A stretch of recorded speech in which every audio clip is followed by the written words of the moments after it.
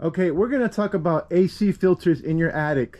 A lot of people don't even realize that they actually have an optional filter in the back of their furnace in their attic here. Okay, so if you notice here, this AC unit has an optional filter right here. It's April Air. So the way to take this filter out, they did seal it up here.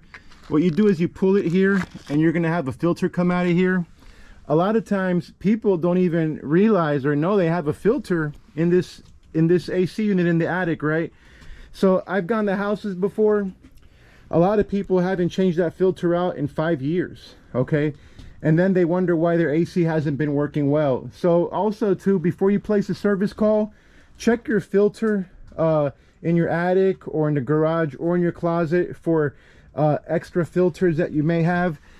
So like I said, this filter right here, it's April Air. It's an actually aftermarket filter. So check your filter. If you do have one of those filters, you can actually pick one up over at Amazon. Amazon does sell those filters, okay? So what happens is, if that filter is dirty, if you notice we have all these air ducts in here. If you have a dirty filter, all these air ducts need air, okay? And what's gonna happen, if that filter is clogged up, you're gonna starve all these ducts from air, okay? So it's very important that you change all your air filters, not just this air filter here, but all the air filters throughout your whole home, okay?